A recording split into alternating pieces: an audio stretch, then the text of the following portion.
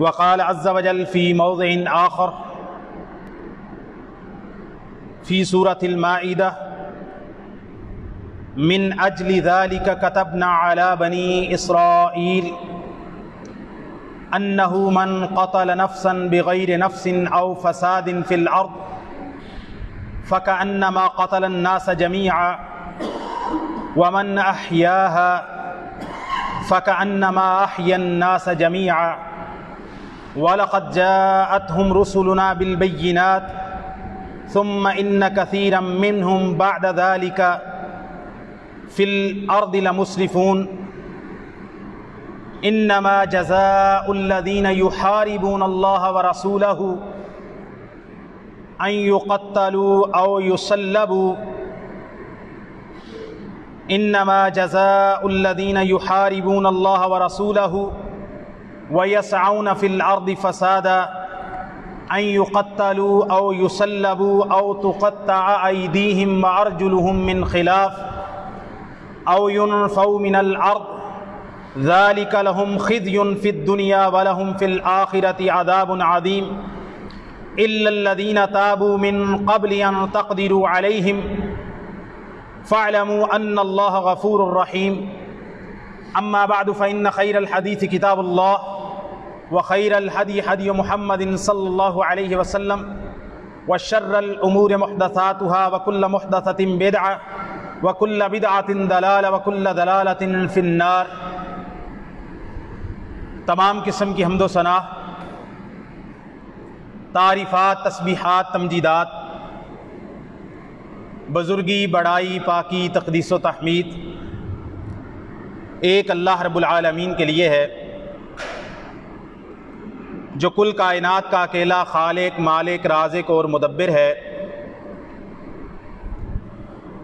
اور لاکھوں کروڑوں درود و سلام ہوں اس ہستی اقدس و مقدس پر کہ جن کا نام نامی اسم گرامی محمد الرسول اللہ صلی اللہ علیہ وسلم ہے۔ اللہ تعالیٰ نے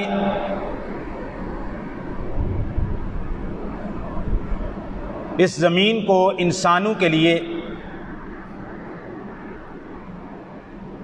فائدے کے طور پر بنایا ہے، اور سیدنا آدم علیہ السلام کے ذریعے اللہ تعالیٰ نے اس زمین کو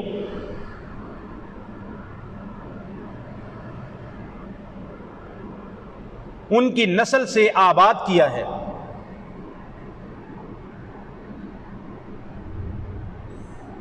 سیدنا آدم علیہ السلام کے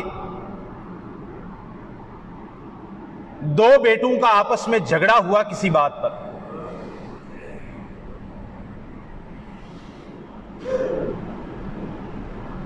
اس جھگڑے کے حوالے سے جو تفاصیل ہم اسرائیلیات کے حوالے سے جانتے ہیں وہ تو نادرست معلوم ہوتی ہیں، قرآن مجید کا سیاق اس سے انکار کرتا ہے۔ معلوم ہوتا ہے کہ اس کی بنیاد حسد پر تھی، کسی عورت کے رشتے کا مسئلہ نہیں تھا۔ قرآن مجید نے اس سیاق کے اندر یہ ذکر کیا ہے اذ قربا قربانا فتقبل من احدہما، ان دونوں نے اللہ کی راہ میں قربانی کی، ایک کی قربانی قبول ہوگی، دوسری کی قربانی رد کر دی گئی۔ تو جس کی قربانی رد ہو گئی اس نے حسد میں آ کے، حسد صرف دنیا کی مال، دولت، پیسہ، شہرت نہیں ہوتی، عہدہ نہیں ہوتا، نیکی کے اندر بھی بعض اوقات حسد آ جاتا ہے۔ ایک بندے کو اللہ نے مال دیا، وہ حج کر کے آتا ہے، اس کے دوسرے بھائی کے پاس مال تو ہے لیکن وہ توفیق نہیں ہے حج کرنے کی، تو وہ اس کی نیکی کو دیکھ کر، اس کے حج کو دیکھ کر بھی حسد میں آ جاتا ہے۔ یہ نہیں کہ وہ صرف اس کی کوٹھی، بنگلہ، کار، پیسہ، دولت دیکھ کے، نیکی کی وجہ سے بھی کوئی بندہ اگر منفی ذہن کی طرف چل پڑے تو کسی کی نیکی کی وجہ سے بھی کوئی بندہ منفی حسد کے اندر اور آگ کے اندر اور کینے کے اندر نیکی کی وجہ سے مبتلا ہو سکتا ہے۔ یہ قرآن مجید بتا رہا ہے آدم کے دو بیٹوں کے بارے میں۔ بہرحال ان میں سے جس کی قربانی رد کر دی گئی اس نے اپنے اس بھائی کو کہا کہ لاقتلنک، میں تجھے قتل کر دوں گا۔ تو پہلے نے اس کو کہا کہ بھائی اس میں قتل والی تو کوئی بات نہیں ہے، اللہ تعالیٰ تو متقی لوگوں کا عمل قبول فرماتے ہیں، پرہیزگاری اختیار کر، متقی بن، دکھلاوے کو چھوڑ اور پرہیزگار تقوی تیرے دل میں ہوگا، اللہ تیری قربانی قبول کر لے گا۔ لیکن اس نے بجائے اس کے کہ تقوی کو اپنے جسم کا، اپنے روح کا جز بناتا اور متقی اور پرہیزگار بنتا، نیکوکار بنتا، اس نے منفی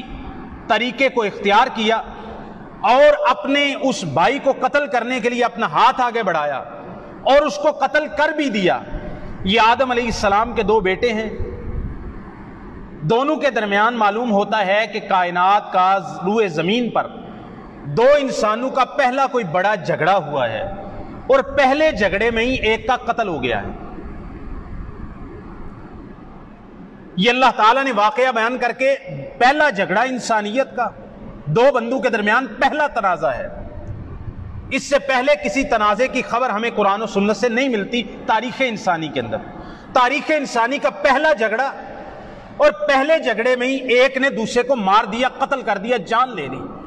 پہلا جھگڑا بھی ہے اور پہلا جرم بھی ہے اور پہلا ناحق خون اور قتل بھی ہے۔ بعد میں وہ پشیمان ہوا، شرمندہ ہوا، میں نے یہ کیا کر دیا، اتنی چھوٹی سی بات پہ میں نے اپنے بھائی کو قتل کر دیا۔ اس کو معلوم نہیں ہو رہا تھا کہ میں اپنے بھائی کو، یہ جو مر گیا ہے، اب اس کو میں کیا کروں، آگ جلاؤں، اس کو پھینک دوں دریا میں، جنگل میں اس کا کیا کروں؟ اس کو کوئی سجائی نہیں دے رہا تھا۔ اللہ تعالیٰ نے کوا بھیجا، اس کوے نے دوسرے کوے کو جو کہ مرا ہوا تھا زمین میں گڑھا کھود کے اس کوے کو اس کے اندر دبایا، تو اس نے دیکھ کے کہا ہائے میں کتنا عاجز آ گیا ہوں کہ میری مثال تو ایک کوے جیسی ہو گئی ہے۔ یعنی میں نے جرم کیا، اپنے بھائی کو قتل کیا اور مجھے کوا سمجھا رہا ہے کہ اس جو تو نے جرم کیا ہے، اس مقتول کو تو نے دوبارہ کیسے، اس کی میت کو محفوظ کیسے کرنا ہے، اس جرم کو جو ہو چکا ہے۔ اس کے بعد اللہ تعالیٰ نے بنی اسرائیل کا تذکرہ کیا، من اجل ذالک کتبنا علی بنی اسرائیل، اسی وجہ سے ہم نے بنی اسرائیل پر لکھ دیا، فرض کر دیا، انہ من قتل نفسا بغیر نفس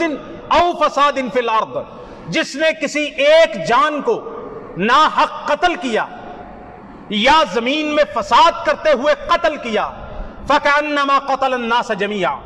گویا کہ اس نے ساری انسانیت کا قتل کیا ہے۔ ومن احیاها فکأنما احیا الناس جميعا،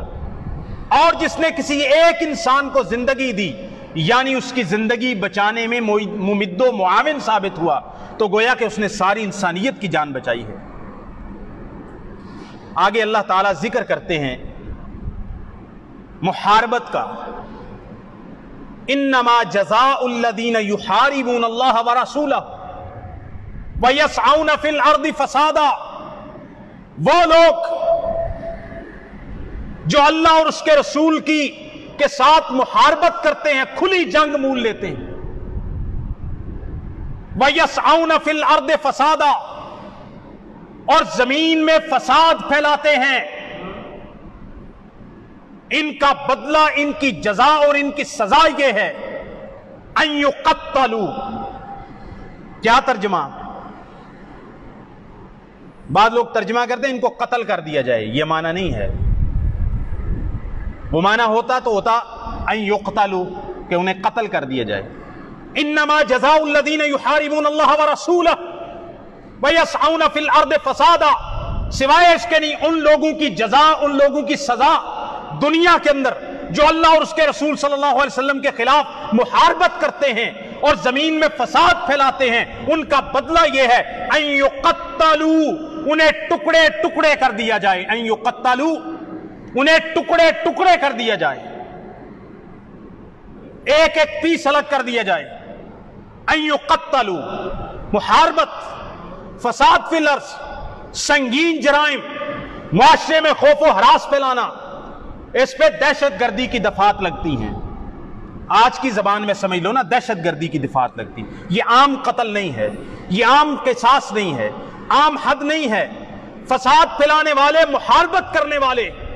ان یقتلوا، مالک فرماتے ہیں ان کو ٹکڑے ٹکڑے کر دیا جائے، او یصلبوا، یا جرم کی نوعیت کو دیکھتے ہوئے انہیں سولی چڑھا دیا جائے، انہیں سولی دے دی جائے۔ سولی سر عام ہوتی ہے، بہت سارے لوگ، کیونکہ بلند جگہ پر ایک بندے کو لٹکایا جاتا ہے، اور سولی دینے کا مطلب یہ نہیں ہوتا، وہ تو پھندا ہوتا ہے نا جو پھانسی گھاٹ پہ، پھانسی اور چیز ہے، سولی اور چیز ہے۔ سولی یہ ہے کہ بلند جگہ پر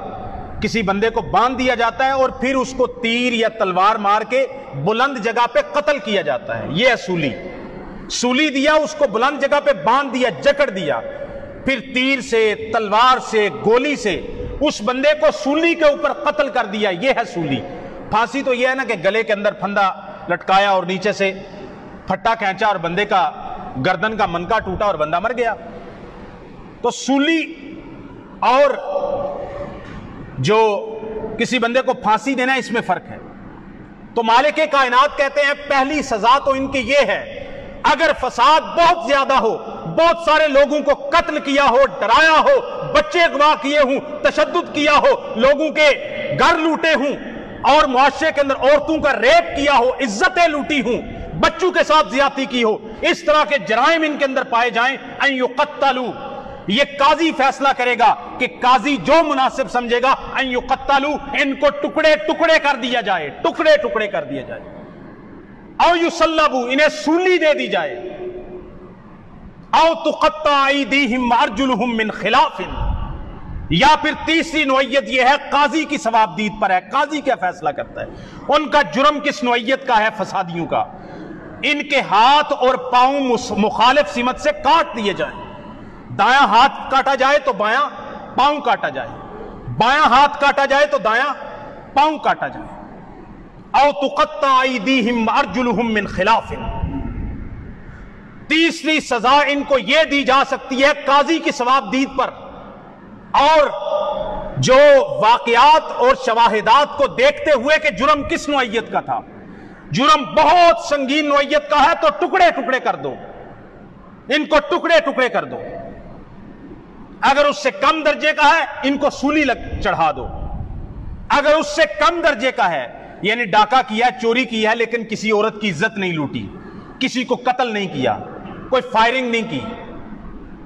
کسی کے ساتھ جنسی تشدد نہیں کیا، صرف چوری کی ہے، ڈاکہ کیا ہے، یہ بھی ایک طرح کا فساد ہے، لہٰذا ان کی جرم کی نوعیت صرف اور صرف ڈاکہ اور چوری یا مال مسروقہ کے حوالے سے ہے، لہٰذا انہوں نے مالی جرم کیا ہے، چوری کا، ڈکیتی کا، اور خوف و ہراس یا کسی کو جانی نقصان نہیں پہنچایا، لہٰذا ان کے ہاتھ پاؤں مخالف سمت سے کاٹ دی جائے، دایاں ہاتھ کاٹو، بایاں پاؤں کاٹو، بایاں ہاتھ کاٹو تو دایاں پاؤں کاٹو۔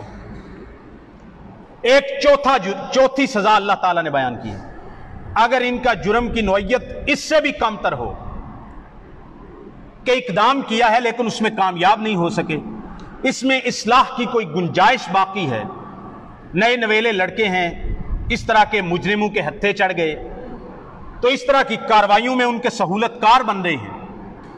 لیکن ابھی تک کوئی بڑا جرم ان سے سرزد نہیں ہوا، سہولت کاری کر رہے ہیں، ابھی سیکھ رہے ہیں،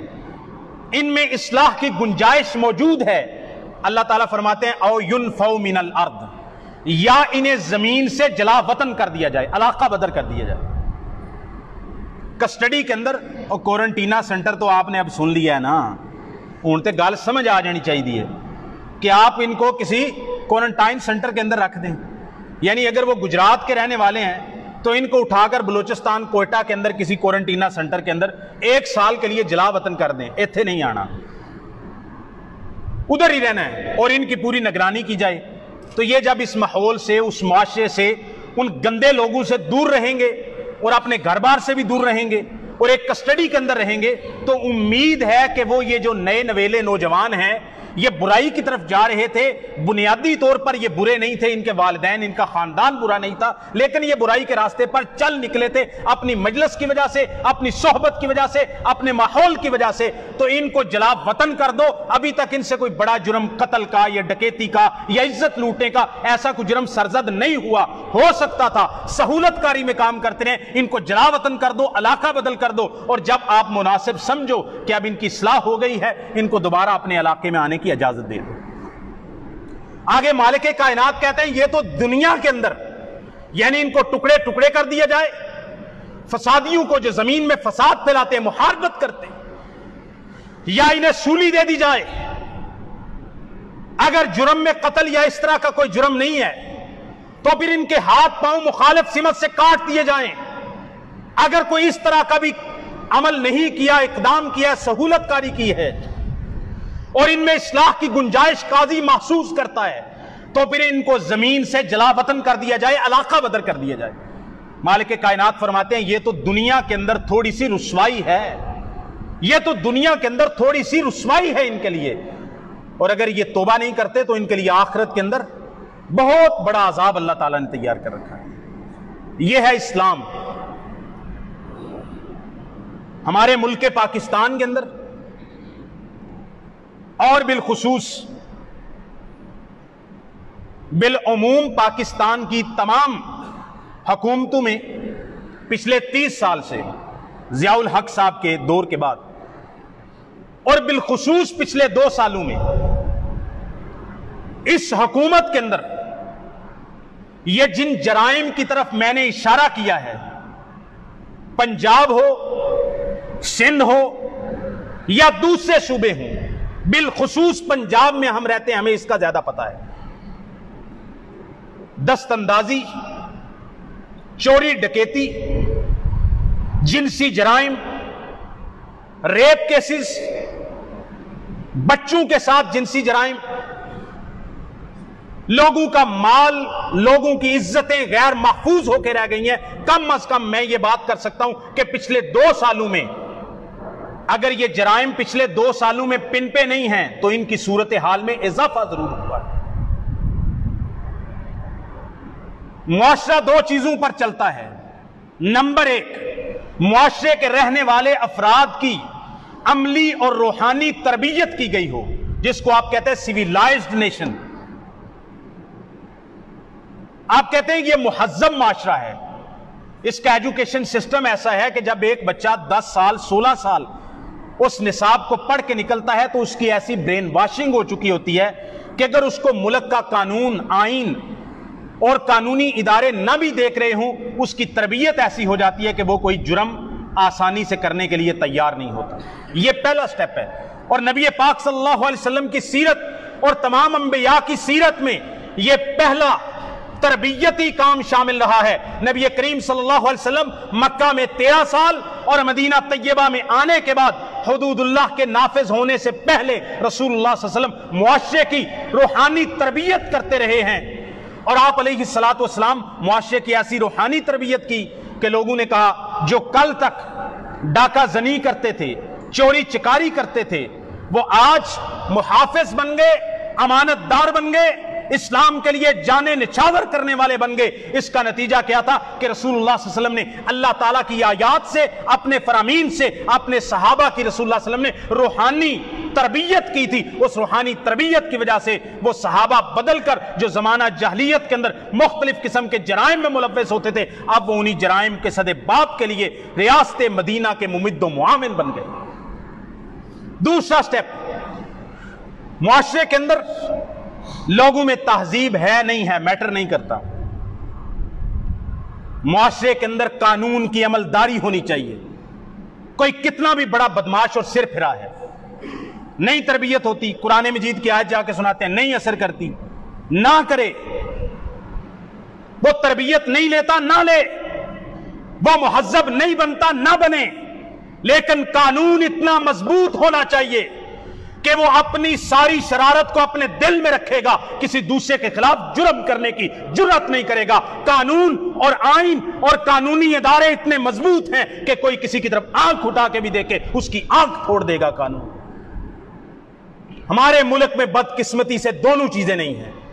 نہ تو ہمارے معاشرے کے اندر اسلامی یا کم از کم اخلاقی، اگر آپ کو، میں لبرلز کی بات کر رہا ہوں، آپ کو اسلام سے زیادہ تکلیف ہوتی ہے، بہت تکلیف محسوس کرتے ہیں، شیری مزاری بھی اور فواد حسین، فواد صاحب بھی، فواد چودھری صاحب بھی، اور جتنے بھی لبرلز ہیں اسلام سے تو بہت تکلیف محسوس کرتے ہیں۔ آپ ان کو ابراہم لنکن کا کوئی اس کی کوٹیشن پڑھ کے سنائیں، ہاں ابراہم لنکن نے کہا تھا،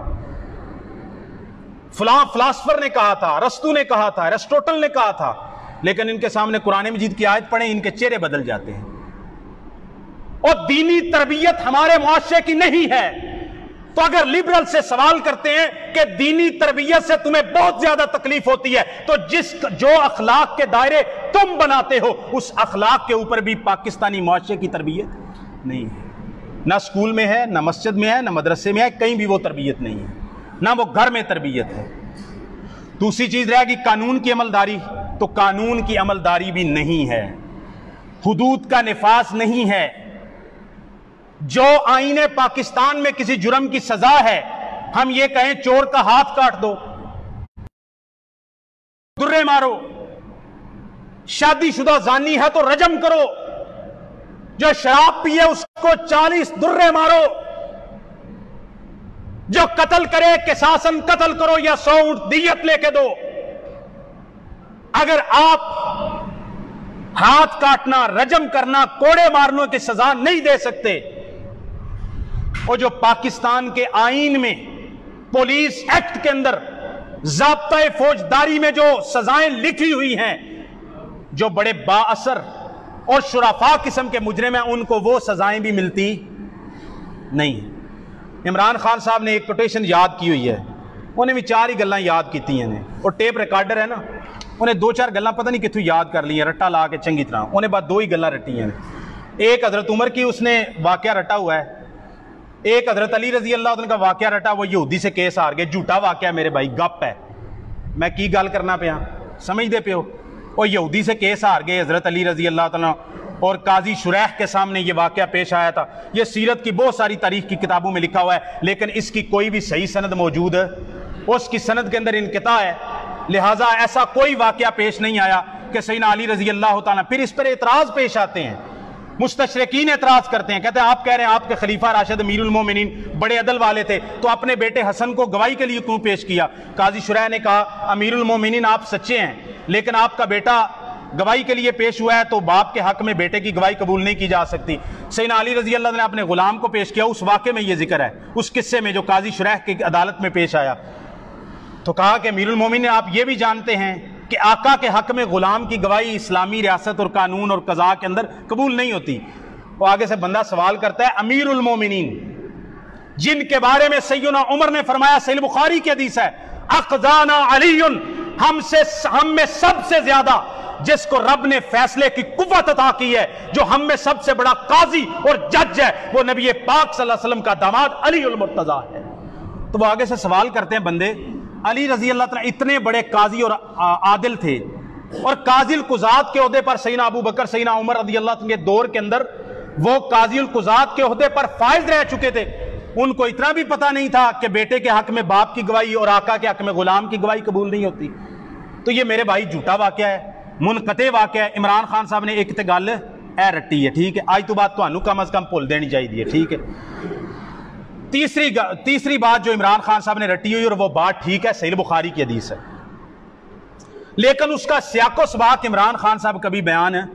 نہیں کریں گے۔ عمران خان صاحب جب دنیا سے چلے جائیں گے تو ان کے جنازے کے بعد ہم یہ سیاق و سباق بیان کریں گے، ان کی قبر پر کھڑے ہو کے۔ وہ روایت صحیح بخاری مسلم کی ہے، خان صاحب اپنی ہر تقریر میں کہتے ہیں کہ نبی پاک نے فرمایا تم سے پہلی قومیں اس لیے ہلاک ہو گئیں کہ جب ان میں سے کوئی بڑا آدمی جرم کرتا تھا تو اس کو پکڑ لیا جاتا تھا، اور چھوٹا بندہ جب کوئی بڑا آدمی جرم کرتا تھا اس کو چھوڑ دیا جاتا تھا۔ غریب کے لیے قانون اور تھا، امیر کے لیے قانون اور تھا۔ عمران خان صاحب یہ بات بلا مبالغہ طور پر کوئی 1000 دفعہ کہہ چکے ہیں، ہر تقریر کا موضوع یہاں سے شروع ہوتا ہے، یہ حدیث صحیح بخاری میں ہے۔ خان صاحب پوری تقریر سناؤ نبی پاک کو، نبی پاک کا پورا فرمان سناؤ۔ آپ علیہ السلام غزوہ فتح مکہ میں ایک قریش کی عورت نے چوری کر لی، قریش کی عورت نے چوری کر لی، نبی پاک کی عدالت میں مقدمہ آیا، آپ نے فرمایا اس عورت کا ہاتھ کاٹ دیا جائے۔ لوگوں نے کہا بڑے قبیلے کی عورت ہے، بڑے شرف والے قبیلے کی عورت ہے، بڑے لوگ ہیں، اس کا ہاتھ کاٹ دیا گیا تو اس کے قبیلے کی بے عزتی ہو جائے گی، ناک کٹ جائے گی۔ کہا نبی پاک کے سامنے سفارش پیش کرو۔ کون سفارش کرے؟ نبی پاک کے سب سے بڑے چہیتے اور لاڈلے جناب اسامہ ابن زید ابن حارثہ رضی اللہ تعالیٰ عنہما وہ آگے آئے. انہوں نے کہا اللہ کے نبی صلی اللہ علیہ وسلم جن کی چوری ہوئی ہے ان کو بدلہ دے کے, اس کا کوئی قصاص دے کر جو بھی بدلہ بنتا ہے وہ دے کے راضی کر دیا جائے اور اس عورت کو چھوڑ دیا جائے. بڑے قبیلے کی عورت ہے, ناک کٹ جائے گی. نبی پاک صلی اللہ علیہ وسلم نے فرمایا یا اسامہ اتشفع فی حد من حدود اللہ, کیا تو اللہ کی حدوں میں سے کسی حد میں میرے پاس سفارش لے کے آیا ہے؟ پھر نبی پاک نے فرمایا انما اہلک من کان قبلکم, اور تم میں سے پہلی قومیں اس لیے ہلاک ہو گئیں جب ان میں کوئی شریف آدمی, بڑا آدمی, امیر آدمی, بڑے قبیلے کا بندہ چوری کرتا تھا اس کو چھوڑ دیا جاتا تھا, اور جب کوئی چھوٹا آدمی چوری کرتا اس پر حد لاگو کر دی جاتی تھی, اس کا ہاتھ کاٹ دیا جاتا تھا. آپ علیہ السلام نے اسی موقع پر تاریخی الفاظ فرمائے لو ان فاطمہ بنت محمد سرقت لقطعت یدہا. سن لو اسامہ, سفارش کرنے والوں, اللہ کی قسم, اس ذات کی قسم جس کے ہاتھ میں محمد صلی اللہ علیہ وسلم کی جان ہے, اگر میری بیٹی فاطمہ بھی چوری کرتی میں اس کا بھی ہاتھ کاٹ دیتا, میں اس کا بھی ہاتھ کاٹ دیتا. اتشفع فی حد من حدود اللہ, اللہ کی حدوں کے اندر آ کے سفارش کرتے ہو. یہاں پر ہم آئین پاکستان کو بھی ذرا اس کا بھی منہ چڑھانے کے لیے آج بات کرتا ہوں. آئین پاکستان سارا اسلامی نہیں, اس کی ساری جزیات اسلامی نہیں. قرارداد مقاصد اور بنیادی جو آئینی ہمارا ڈھانچہ ہے وہ اسلامی ہے. اسلامی ریاست کے اندر نبی پاک صلی اللہ علیہ وسلم کے عدالت میں اگر حد کا کوئی معاملہ آ جائے اسامہ سفارش نہیں کر سکتے. جس کی چادر چوری ہوئی نبی پاک کے پاس مقدمہ لے کے آ گیا, مقدمہ ثابت ہو گیا, مجرم نے اقرار کر لیا. چادر کی قیمت ربع دینار تک پہنچتی تھی اور ہاتھ کاٹنے کی شرط ہے کہ ربع دینار کم از کم چوری ہو, اس سے کم تر کی چوری ہو تو ہاتھ نہیں کاٹا جائے گا, کوئی اور سزا دی جائے گی. ہاتھ کاٹنے جتنی قیمت کی چوری اس نے کی, نبی پاک کی عدالت میں آیا, آپ نے فرمایا اس چور کا ہاتھ کاٹ دیا جائے. وہ جو بندہ شکایت لے کے آیا تھا نا مدعی, اس نے کہا اللہ کے نبی میں نے تو سوچا ہی نہیں تھا میری اتنی سی چادر کی وجہ سے کہ بندہ ٹنڈا ہو جائے گا, اس کا ہاتھ کٹ جائے گا. اللہ کے نبی میں اس بندے کو معاف کرتا ہوں, آپ بھی معاف کر دیجئے. میرے آقا و مولا جناب محمد رسول اللہ صلی اللہ علیہ وسلم نے فرمایا او اے بندے, اگر تو نے اس چور کو اپنا حق معاف کرنا تھا تو محمد کی عدالت میں آنے سے پہلے معاف کرنا تھا. اب کیس عدالت میں آ چکا, مجرم کا اقرار ہو چکا, عدالت میں کیس ثابت ہو چکا, اب تو کیا میں محمد بھی اس کو حد میں معاف نہیں کر سکتا. لیکن آپ کا آئین کیا کہتا ہے؟ Session court, high court, supreme court, چلو یہ تو اس میں تو پروسیکیوشن ہوتی ہے نا. صدر پاکستان بغیر کسی شروط کے دہشت گرد سے لے کر ریپسٹ ہر ایک کی حد اور سزا معاف کر سکتا ہے. زرداری صاحب بھی کر سکتے تھی, دوسرے بھی کر سکتے تھے, تو ڈاکٹر صدر علوی صاحب بھی کر سکتے ہیں. ایک ریپسٹ اور چور سے لے کر کلبھوشن یادو جیسے دہشت گرد کو بھی سزا کو معاف کرنے کا حق کس کو حاصل ہے؟ ہمارے قانون میں صدر پاکستان. لیکن اسلامی عدالت کے اندر محمد رسول اللہ کے سامنے بھی کیس آئے, جب کیس ثابت ہو جائے, آپ نے فرمایا نہ اسامہ تو سفارش کر سکتا ہے نہ میں محمد صلی اللہ علیہ وسلم اس کو معاف کر سکتا ہوں. بندے نے اپنے چور کو معاف کیا, نبی پاک نے فرمایا معاف کرنا تھا تو عدالت میں آنے سے پہلے معاف کرنا تھا. اب جب حد ثابت ہو چکی اب کوئی معاف کر سکتا نہیں. ہاں قصاص معاف ہو جاتا ہے, قصاص معاف,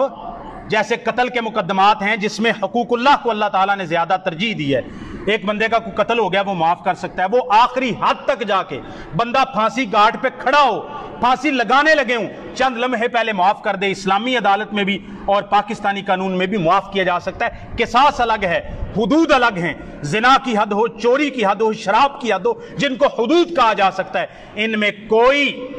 ایڈمنسٹریٹر, کوئی قاضی, کوئی حکمران, یہاں تک کہ محمد رسول اللہ صلی اللہ علیہ وسلم نے بھی کسی حد والے کو معاف نہیں کیا ہے. آخری بات, حالیہ جو مسئلہ پیش آیا موٹر وے پر, لائیو جا رہا میں ان کی گل آکھاں, اسی بھی نا بے وقت دی راگ الاپن دا سانو شوق ہے. میں اپنے مولویاں دی گل کر رہا, ادھر گڑے پھاڑ پھاڑ کے کہہ رہے ہیں تے پوسٹاں لا رہے ہیں فیس بک تے, اور کام ہی کو نہیں. کہتے وہ عورت, نبی پاک صلی اللہ علیہ وسلم نے فرمایا کوئی عورت محرم کے بغیر سفر نہ کرے, دیکھو محرم کے بغیر رات کو نکلی تو یہ جرم ہو گیا. ہم نے کہا سرکار یہ نصیحتیں کرنے کا وقت نہیں, وہ مظلوم عورت ہے, اس کی عزت لٹ چکی ہے, اس کے بچوں کے سامنے اس کو تار تار کیا گیا ہے. یہ نصیحتیں کرنے کا اس عورت کو وقت نہیں ہے. پھر کوئی کہتا ہے یہ مغربی لباس پہن کے عورتیں نکلتی ہیں تو جرم ہو جاتا ہے. اور میں نے کہا بات سنو, ایک عورت بے پردہ نکلتی ہے تو رب کی مجرم ہے, معاشرے کی مجرم ہے, لیکن کسی کو یہ جرت نہیں ہے کہ ایک عورت نیم مرہنہ لباس میں بھی نکلے تو معاشرے کے اندر قانون کی عملداری ہو, تو کسی کو جرت نہیں ہونی چاہیے کہ اس مغربی لباس پہنی ہوئی عورت کی طرف بھی آنکھ اٹھا کے میلی نظر سے دیکھ سکے. کچھ نے کہا جی جو لبرل لوگ اعتراض کرتے ہیں, آپ کا اسلام تو کہتا ہے اگر زنا ہو تو 4 گواہ چاہیے, اب اس عورت کا ریپ ہوا ہے تو کیا 4 گواہ لے کے آئے؟ ہم نے کہا اپنی عقل کو الٹا کر کے اوپر نہ بیٹھا کرو. اسلام کے اندر 4 گواہ اس وقت زنا میں چاہیے جب کوئی تھرڈ پارٹی کسی مرد یا عورت پر زنا کی تہمت لگاتے ہیں کہ یہ مرد زانیہ ہے یا عورت زانیہ ہے. 4 گواہ چاہیے ثابت کرنے کے لیے. لیکن جب ایک وکٹم, ایک مظلوم جس کے ساتھ ظلم ہوا ہے, وہ جا کے عدالت کے اندر اپنی مظلومیت کی درخواست دائر کرتی ہے, مدعی ہوتی ہے, اس وقت اسلام میں 4 گواہوں کا مطالبہ اس سے نہیں کیا جاتا. وہاں پر سرکمسٹینشل ایویڈنس دیکھا جاتا ہے, واقعاتی شہادت دیکھی جاتی ہے, سی سی ٹی وی ہے, ڈی این اے ہے, دوسرے واقعات ہیں, مجرموں کو پکڑا جاتا ہے, مجرم کا اقرار کروایا جاتا ہے, اور جو مظلوم ہے وہ شناخت کرتا ہے. ان ساری چیزوں کو دیکھا جاتا ہے. 4 گواہ اس وقت چاہیے جب تھرڈ پارٹی کسی بندے پر الزام لگائے کہ یہ زانی ہے, تو 4 گواہ لے کے آؤ, ورنہ 80 درے کھاؤ. لیکن اگر کوئی مظلوم ہے, جیسے ریپ کیا جاتا ہے, عزت کسی کی جبرن زنا کیا جاتا ہے, وہاں پر 4 گواہوں کی شرط نہیں ہے. نبی پاک صلی اللہ علیہ وسلم کے زمانے کے اندر سنن نبی داؤد کے اندر حدیث موجود ہے, ایک عورت فجر کی نماز کے لیے آ رہی تھی, اندھیرا تھا, پیچھے سے ایک شخص آیا, اس نے اس عورت کو پکڑا اور اس کی عزت لوٹی. وہ بندہ بھاگ گیا. ایک پیچھے سے بندہ آ رہا تھا, وہ بھی نماز پڑھنے کے لیے صحابی تھا, وہ بیچارہ گناہگار نہیں تھا. اس عورت نے دیکھا بدحواسی کے اندر ظلم اس کے ساتھ ہو چکا تھا. جب شور ہوا اس عورت نے چیخا پکارا, لوگ نکلے باہر, تو جو بندہ بعد میں آیا تھا نا, اس مجرم کے پیچھے بھاگا تھا, اس عورت نے اندھیرے میں کہہ دیا یہی ہے جس نے میرے ساتھ زیادتی کی ہے. لوگ اس کے پیچھے بھاگ پڑے, اس دوسرے بندے کو پکڑ لیا گیا, یہاں تک کہ حد لگانے کے لیے میدان میں لایا گیا. جب اس کو حد لگنے لگی, رجم کرنے لگے, تو وہ بندہ جس نے جرم کیا تھا, اس عورت کی عزت لوٹی تھی, وہ سامنے آ گیا, اور اس نے آ کے کہا کہ یہ بندہ معصوم ہے, یہ جرم میں نے کیا, عزت میں نے لوٹی ہے. اس کو پکڑا گیا. بعض روایات میں ہے کہ اس کو حد لگا دی گئی, اور بعض روایات میں ہے کہ نبی پاک نے فرمایا اس نے ایسی توبہ کی ہے کہ اللہ تعالیٰ نے اس کو معاف کر دیا, لہذا اس کو حد اس صورت کے اندر معاف کر دی. لیکن ہمیں یہ معلوم ہوتا ہے کہ اس کو معاف اس لیے کیا گیا کہ اس نے ایک بندے کی جان بچائی. ایک بندہ اس کو قتل کرنے لگے تھے اس جرم میں, تو اس نے اپنی جان کو پیش کیا اس کے سامنے, بہرحال کوئی بھی صورتحال رہی ہو. تو یہ نبی پاک صلی اللہ علیہ وسلم کے زمانے میں, خلفائے راشدین کے زمانے میں. تو میں یہ بات کرتا ہوں, شادی شدہ اگر زنا کرے تو رجم کیا جائے گا, غیر شادی شدہ زنا کرے تو 100 کوڑے مارے جائیں گے, 1 سال کے لیے جلا وطن کیا جائے گا. اور میں اپنے فقہا سے معذرت کے ساتھ یہ بات کرتا ہوں, جو دست اندازی کا جرم ہے, جو ریپ کا جرم ہے, جبری زنا کا جرم ہے, جو میں نے آیات محاربت سورہ المائدہ کی آیت نمبر 33 پڑھی ہے، اس آیات محاربت کو بیچ میں شامل کرنا چاہیے۔ جو زنا بالجبر ہوتا ہے اس میں صرف 100 کوڑے سزا نہیں ہے، صرف رجم سزا نہیں ہے، قاضی اگر دیکھے تو فساد فی الارض کی وجہ سے، محاربت کی وجہ سے ایسے مجرموں کو ٹکڑے ٹکڑے بھی کر سکتا ہے، سولی بھی چڑھا سکتا ہے، قتل بھی کر سکتا ہے، زمین سے جلا وطن بھی کر سکتا ہے، ان کے ہاتھ پاؤں مخالف سمت سے بھی کاٹ سکتا ہے۔ لہٰذا اس میں صرف زنا کو نہ دیکھو بلکہ اس کے اندر محاربت اور فساد فی الارض کو بیچ میں شامل کر کے سنگین جرائم کی دفعات بھی اس میں شامل کرنی چاہیے، اور فقہائے اسلام سے ہمیں یہی ملتا ہے۔ اللہ تعالی ہمیں عمل کی توفیق عطا فرمائے۔ وما توفیقی الا باللہ۔